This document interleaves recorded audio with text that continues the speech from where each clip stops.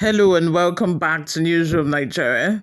This is where we give you hot, fresh, and sizzling news all day long. If this is your first time here, you have not subscribed to this channel, what are you doing? Please go ahead and subscribe, like this video, also leave your opinions in the comment section below. How President Obasanjo and Femi Fani Kayode set up Colonel Gadaffi, Renu Omokri writes. Yesterday, I wrote an account of history which was disputed by Nigeria's former foreign minister and my esteemed elders, Alhaji Sule Lamido. However, when I provided indisputable data-based evidence to back up my account, the highly esteemed Alhaji Lamido, a former governor of Jigawa, publicly admitted that my recollection of events were accurate. Thereafter, I received multiple calls from the dramatics personnel asking me to expand on the history class and expose more details of the events hidden from the Nigerian public. The recent breach of protocol by Burkina Faso President Captain Ibrahim Traoré, whereby he approached and met the newly sworn-in Ghanaian President John Mahama with a weapon, once again demonstrates the difference between Nigeria and Ghana and vindicates Nigeria's position as the regional superpower. Recently, we had the inauguration ceremony of the new Ghanaian president, Mahama, and in some of the series of pictures that went viral online, people saw Burkina Faso's president, Traoré, with a weapon in his side, while hugging and greeting the Ghanaian president, which I think is why Renu Omokri, is now recollecting and talking about this past incident that happened when Gadaffi came to Nigeria. Just follow me and listen. You guys would learn from this. Such a thing can never happen in Nigeria. No less a person than Muammar Gadaffi tried that in Nigeria twice during Obasanjo's administration, and on both occasions he was stopped and cut to size. The first time was during the African Heads of Government Summit on rollback malaria, which held on Tuesday, April 29, 2000. Colonel Gadaffi's female bodyguards tried to enter the International Conference Center, Abuja, with their weapons, but were stopped by President Obasanjo's CSO, who had an argument with them and disarmed them at gunpoint before they were allowed into the venue with Colonel Gadaffi to join other African leaders. The second incident was more dramatic and was actually a setup. It was during the African-South American Summit, which held in November of 2006 in Abuja. Colonel Gadaffi had arrived on Tuesday, 28 November 2006, with about 5 huge planes, which offloaded a total of 50 cars or thereabouts. The problem is that these cars were loaded with weapons. Nigerian officials at the Nnamdi Azikiwe airport told Gadaffi and his over 200 guards that they could not leave the airport either with their weapons and would have put them back on their planes under the supervision of the Nigerian army.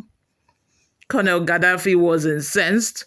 He said since he was not being allowed to leave the airport with his cars filled with weapons, he would walk into Abuja.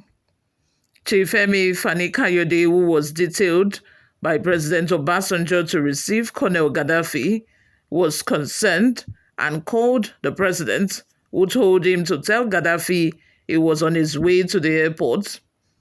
When President Obasanjo arrived, he played with Gadaffi and told him he was on his way to Lagos, but that the incident would be resolved by his personal representative, Minister Fani Kayode.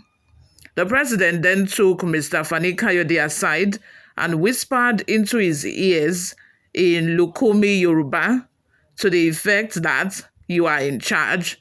Play with him, be polite and diplomatic, but those weapons are not entering Abuja. President Obasanjo then went on his merry way to Lagos, leaving Chief Fani Kayode to argue back and forth with Colonel Gadaffi, who threatened to return to Libya, to which Chief Fani Kayode said, "We would rather have you stay, but if you choose to go, we understand."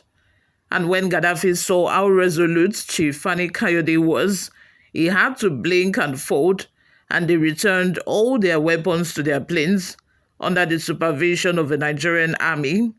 That is how you show that you are a sovereign nation, but by having a 36-year-old unelected junta leader of Burkina Faso who has turned this country into a client state of Russia. Do to you in your own country what you would never in a million years do to Russians, Putin. By the way, when Colonel Gadaffi was allowed into Abuja, he was escorted to the guest house arranged for him by Nigeria. The first thing his guards did was to slaughter a ram and spill the blood in front of the door. Once that happened, Colonel Gadaffi stepped over the blood into the house, that is the defense house, and would not allow anyone else enter after him. What are your thoughts on this? Let's have them in the comment section.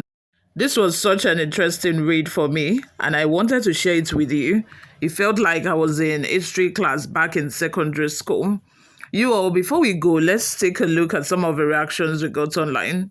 The first comment says, how time passed. Where is Gadaffi? All is history now. You guys know what happened with Gadaffi. Another comment by Kano says, what's the point here now? I personally know and read all these events during Obasanjo's time. Your anger with the Burkina Faso military head of state will melt you. Continue with your outdated stories. Tinubu is no longer a drug lord. Hopeless punk like you. Another comment says, a good historical material. Thanks. What do you think? Do you think that the Burkina Faso junta leader was right to have, come into Ghana with his weapon, and even went as far as hugging the president and all of that with his weapon? And by the way, what kind of security does the Ghanaian president have to have allowed such? Even if he wanted to do such, they would have, cut him to size. They would have told him that, it's against their security protocol. But it seemed like they did not know their job. They did not know how to do their job. Let me have your thoughts and opinions in the comments section. What do you all think of this? Subscribe to this channel, guys, if you haven't already done that. I will see you all in my next video. Bye for now.